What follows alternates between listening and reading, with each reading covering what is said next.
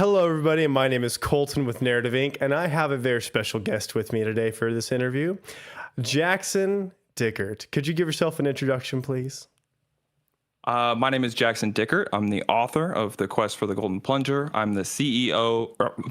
I wish I was the CEO. I am the CMO at Campfire, and I am publishing's hardest hitting interviewer on Between Two Perns. Yes. I wouldn't say hardest hitting. I would say most satirical and funny. But you do get a lot of good names on there. I mean, your first one was with Brandon Sanderson. So, and you guys are best friends forever. So that works.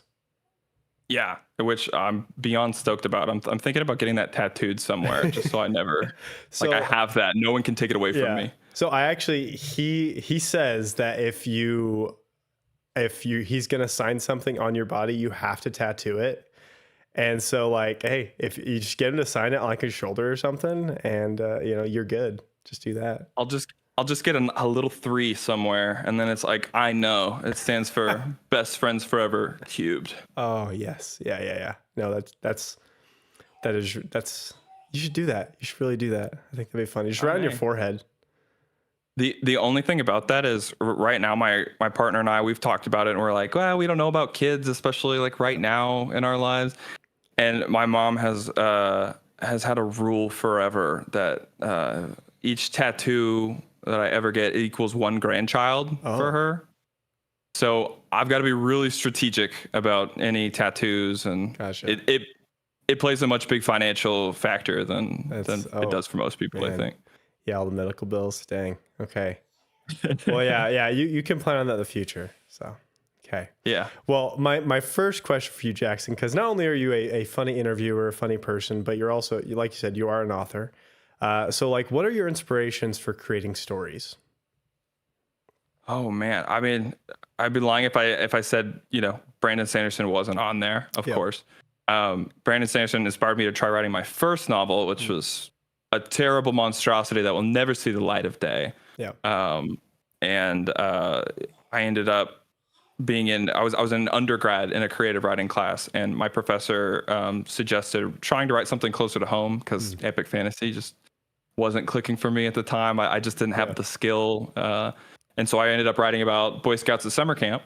That one was more inspired by Don Calumet, who wrote Swim the Fly, which is a hilarious book if you're a 13-year-old boy. If you're not a 13-year-old boy, then you're probably not going to like it. I still love it to this day because it has a special place in my heart. Yeah. But my first published book, Quest for the Golden Plunger, was definitely inspired by that. Gotcha. I mean, at heart, you are like a 13-year-old boy, so it makes sense. Exactly. Especially inside. Deep down, that is who I am. Poop jokes are hilarious, and no one can ever take that away from me. Dude, fart jokes are always funny. I say that all the time. It's of course, you kind of have to be tasteful about when you say them, when you do them, but they're funny. They're people funny. Usually don't. I found people usually don't laugh at funerals when you make fart jokes, but like other times, most other cases, you can squeak one by. Nice. Yeah. Okay. Well, I mean, going off of the 13-year-old humor and everything, so I found on your Amazon page, I think it was, that you said, when I found out there were bad words, writing became way more fun.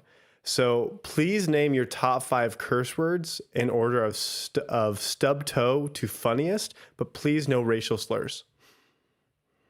Okay. Stub toe to funniest. Mm-hmm. If I stub my toe, I'm probably going to go. Here's how it would go. If I stub my toe, I'm yelling, and then my next favorite cuss word, just because of it's so useful. You can use it in so many different ways. It's it has to be. Okay. And then after that, we start getting into funniest. So it'd probably be like then and then. And that would probably be my top 5 in order. Man, you really bypassed the PG-13 one F word regulation I put on you at the beginning. That was very impressive. You're obviously levels ahead of me in terms of interview and Man, that was impressive. Really. It's okay. It's okay. You know, I have to answer honestly, and Yeah. this is why they have bleeping in post. You know. Yes. Yeah. My editor's gonna have a very fun time with this one. Oh, nice. Okay, so moving on to kind of like a little more of a serious question here. So, what have been your favorite books in the past couple of years that have really that you loved reading and also have inspired your writing? Okay. My favorite book that Oh, I have read, I prepared for this, wow. is The Fisherman by John Langan. This book, it's not the best book that I've Okay. ever read, but it's my favorite book. And it's definitely not the most well edited. Yeah. I don't know who edited this book, but there are so many just like misspellings and like little things Oh, that like I'm catching them while I'm reading, and it's like, what the wow. heck? But the book is phenomenal. It's like a combination between cosmic horror Okay. and literary fiction. And the thing that I love most in the whole world, like my favorite thing in fiction, is the intersection of spooky and fish. I love it. I love it. I've loved fish and been like super interested in fish since I was a kid. Yeah. And I'm not really one for like horror, like scary horror, you know? Like I don't want to be kept awake at night, but I do want to go, ooh, like Oh. that was kind of spooky, you know? Like spooky is great. Yeah. Scary, Yeah. not so much. Gotcha. And this book nails it. I love it so much. Okay. Cool. So are you a fan of just like Eldritch horror and like Bloodborne or any of those type of things? So I haven't played Bloodborne yet. I need to. I am one of these people holding out. I'm like, maybe they're gonna come out with a remaster that's like 60 FPS on Steam, and I know. Don't burst my bubble. I'm clinging to it. Sorry. I know it's probably not gonna happen, so I'll pick it up later this year Yeah. and finally play it. But yeah, I love the cosmic horror stuff, Yeah. and like Elden Ring is, I would say it has elements of cosmic horror in it with Yeah. like the outer gods and all that stuff. So Oh yeah. yeah. Okay. Nice. Yeah, I got started with role-playing games when I was 16 with Call of Cthulhu. I didn't start with Dungeons and Dragons or any of that normal stuff. It was Call of Cthulhu, Cosmic Horror, and our game master knew how to terrorize us. And from Really? that day on, man, it was yeah, I love that stuff too. It's fantastic. It's just so fun. I have it's called megalophobia, where it's just fear of things that are big and just giant. Yeah. So for me, these giant things that are bigger than the earth, and if they wake up, we would all just die, terrifies me, but it also just intrigues me so much. So, Yeah. Yeah. Don't read this one then. oh, okay. It's got a big fish. Oh, and the ocean Big is terrifying. Yes. The ocean. Like I thalassophobia. I am subscribed to that subreddit just because I like it. Like it doesn't scare me. I'm just like, this is so cool. uh, like how big of a fish are we talking here? It's a pretty big fish. Okay. Like Okay. it's a really big fish. Like if we were at the movies and I was feeling like it was going pretty well, I could be like, I caught a fish this big. yeah, but even bigger. Oh. Like arm around every date in the entire world kind of big. Oh, okay, gotcha. Dang, that's scary. I I think I pooped my pants, but yeah, that's okay. That's okay. Yeah. I'll fix it. I'll fix it later. So, I've never played the Call of Cthulhu tabletop RPG, but have you ever played Betrayal at House on the Hill? yes, yeah. I actually, as my day job, work at a board game store, and so Oh, no kidding. I play lots of board games, and yeah, I like Betrayal.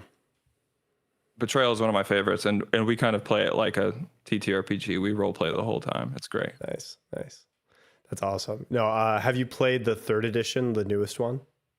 Oh, come on, man. You take me for an amateur? Have you played Please. the expansion with the werewolves and the With the blood moon? werewolf? Sure have. Okay. I'm on it, man. Okay, I'll let you keep your horror pass then. Kind of shifting the conversation a little bit. It's been commented on a lot on many interviews and just in general. Something very near and dear to your heart, which is your hair. So like Yeah. how do you keep it so nice, fresh, but also just how do you keep it so you, Jackson? So I have my mom's curly hair, but I do follow the curly girl method, which you can find on r/curly girl. Okay. So like I co-wash my hair. I use a diffuser. I didn't quite get it all the way dry because the pugs wanted to go to the dog park after this. So it's not peak right now, but I only save that for, special occasions. Gotcha. But yeah, I co-wash my hair. I have a silk pillowcase. Wow. I do the whole 9 yards, man. Dang. This is like in Stranger Things when Steve gives up his Farrah Fawcett or whatever it's called hairspray, and like Yes. it's just this big revelation. You should do just a book of the Dickert method of hair. I couldn't though. It's just the curly girl method. I Okay. just use the curly girl method. I found products that work well for me, and Okay. that's it. Well, now that you That's know it. about trademarks and patents and copyright and all that, I'm sure you could figure it out. I literally do not. I have no idea what any of those words mean still. I'm just faking it till I make it. Yeah, well, that's how you got your job, right? Because you got your degree in kinesiology, however you say that word. Actually, that actually is a good question. How did you become the chief marketing officer at Campfire if you got your degree in something completely different? Yeah, so the key is you should always just shoot your shot. Okay. The worst anybody can ever tell you is no. And you might just send some random guy a message on Reddit one day and fumble your way into being a C-level employee at a software company. Oh. And that's basically how it happened. I had one of these jobs in the library where they just pay you to sit on your butt and do nothing, but do your homework. And so, Yeah. like the first week I was there, I kept the paper trays filled in the printer lab like I was supposed to, and then the rest of the time I played Hollow Knight. And then I got done with Hollow Knight, and I was like, "What am I gonna do with my time now?" Yeah. So I was like looking for, I started writing a whole lot more, but then I was also like, I could use this time to like do a side hustle and like, maybe make some extra cash. Yeah. And I tried like audio transcribing and stuff that you can do on your computer, and ended up coming across a Reddit post one day that was like, hey, I've been working on this, little program. And I looked at it and I was like, man, this has, a lot of stuff that's really cool that I've never seen before. And this seems really useful, but, it's missing stuff. And so I reached out to the guy, and one thing led to another, and here we are. Dang. Yeah. That's actually really cool. Wow. It is. And what's really wild is when I reached out to him, I did not know that he was 2 years younger than me. Oh. So I was, Okay. so I was 21, talking to this 19-year-old online who was building a writing software. And he was from Boston too. So probably to this day, I've probably met, we've worked together for more than 5 years now. And I've probably met our CEO less than 10 times in person. Dang. I mean, he's probably extremely wealthy and, doesn't have time for the little people like you. So he actually lives, his family's, his grandparents were first generation Americans from Portugal. Oh, wow. So they've got like a super cool story too, which I guess I'll save for him to tell at some point. But he lives in Portugal now because he's got all kinds of family over there and stuff. So he's kind of doing the digital nomad thing and living in Portugal. Dang, that is really cool. Wow. Yeah. See, this is actually a great transition into Campfire itself, because when I saw you at Dragonsteel and I just yelled your name and I ran at you full speed, I didn't realize that you were on the Campfire team. I was just like, oh, hey, that's the funny interview man that I found through Daniel Green. And then when I found out that you and Adam were like super high up in the company, I was like, oh, this is perfect. I came here so I could talk to people like these guys. What is your favorite part about Campfire, and why do you think it is better than like Scrivener and all those other things? Just like your honest opinions.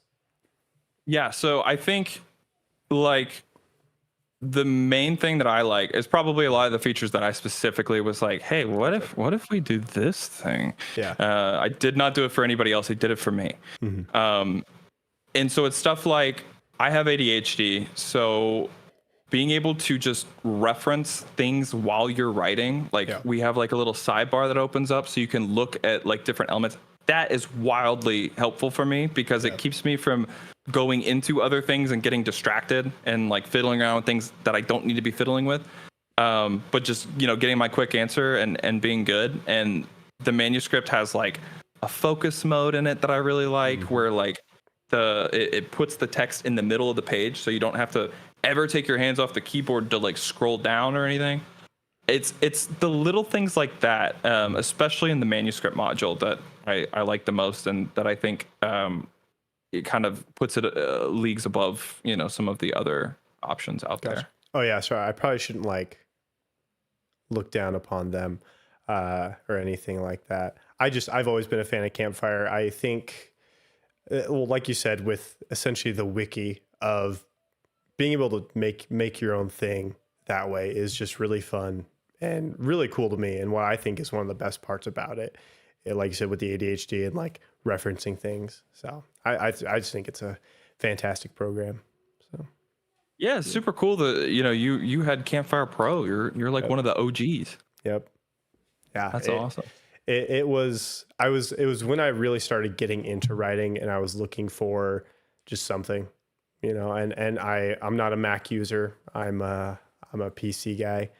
And so I wanted something that worked good like it. So I'm pretty lucky I found Campfire. Yeah. Well, we're lucky to have you. Well, thank you. Thank you so much. Okay. Next question is, why do you want to create stories? What led you to being an author and just writing stories? It's something that I like said that I've wanted to do since I was like a kid. Probably like a lot of people.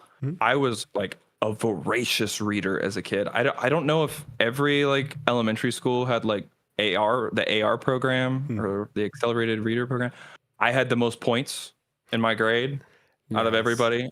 It got so bad, my third grade teacher stopped letting me go to the library. Oh, which is an insane thing. But if there was ever a place it could happen, it would be in Tennessee. Gotcha. that they ban you from the library. But I've always wanted to do it, and I ended up going for the kinesiology degree and minoring in creative writing because I was like, I can become a physician's assistant or something like that, and then I can kind of write on the side until that takes off. But I don't know. I've always had just like the drive to make things that other people enjoy. Like that's what it comes down to for me, and that's however my brain is wired. That is like what is most rewarding to me. And it even it extends beyond just writing books to the YouTube videos. Before I started that channel, I actually had another channel where I made Let's Plays for 10 years. Wow. I made over 2,000 videos. Dang. And how many subscribers did you get to? The peak was about 14,000. Really? Wow. Yeah. That's pretty good. Dang. Yeah. And it was in the good old days of YouTube before the ad revenue like tanked. And so I had a couple videos that went viral surrounding around like Skyrim lore and that sort of thing.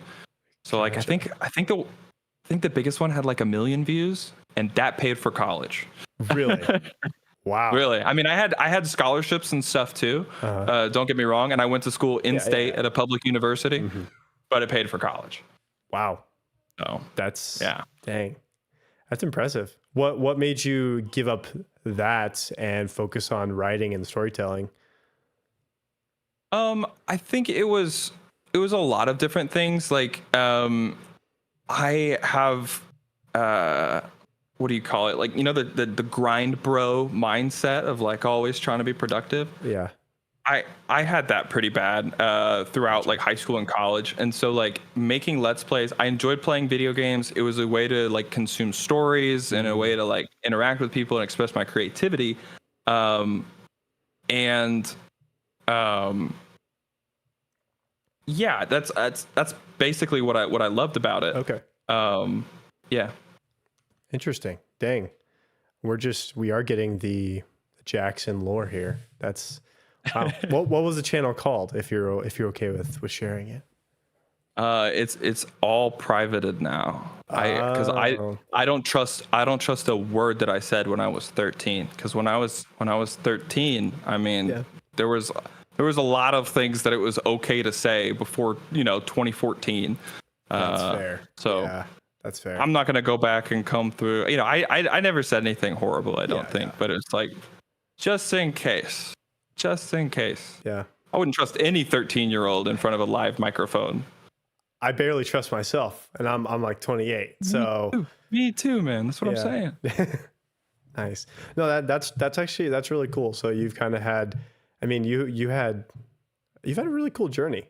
Just going to a lot of things. It seems like you kind of shoot your shot, but you work really hard. So you're actually earning the things that you're doing, and I think that's a really awesome skill, but also trait about you that I can see from the work that you do.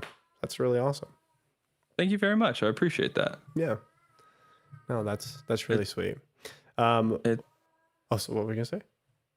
I was just gonna say, I mean, it's I think a lot of people who just kind of have a hard time like resting, and I would definitely say I'm one of those people. Like that was I kind of lost my train of thought, but that was one of the things that I liked about the video games. Gotcha. Was Yeah, it was something, it was a way that I could relax while I was also being productive. Right. Yeah. And so I could definitely stand to be a bit less productive, and I've had to kind of take steps to relax a little bit more, and let myself relax. But yeah, it's not the worst trait in the world, I guess. No, I'm kind of like that. If I don't have a project or something that I'm really focusing on, I feel like I'm wasting time towards the inevitable heat death of the universe.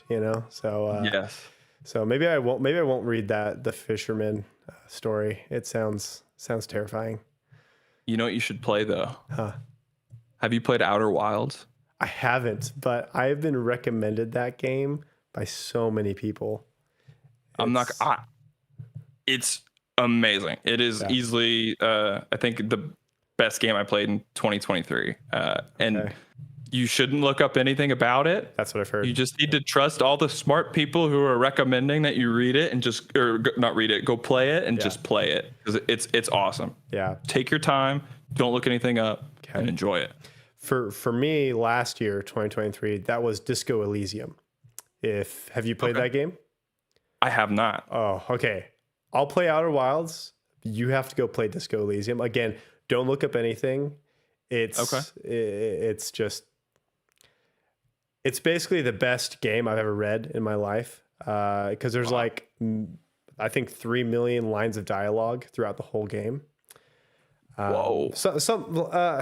Maybe it's not that big, but it's a lot. It's basically a point and click adventure murder mystery. But it's way more than that. Just go play the game. I'll check it out. It's fantastic. So yeah. Always need more good stuff to play. So I absolutely will. One of my final questions here is, what are your ultimate goals for storytelling? I think, like anybody else, I would love to just be able to make things and have people enjoy them.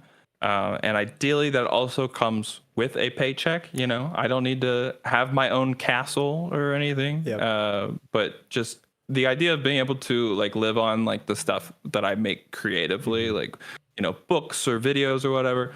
That sounds like who wouldn't want that, just be able to make whatever you want and people get to eat it up. Yeah. Just bring joy to people. It sounds great. No, that's awesome. Yeah. One of my biggest philosophies as I'm building up my author career and trying to get things together and going is, don't try and be the next Sanderson. Just build a really strong community around yourself where you can provide amazing stories and something for people to enjoy.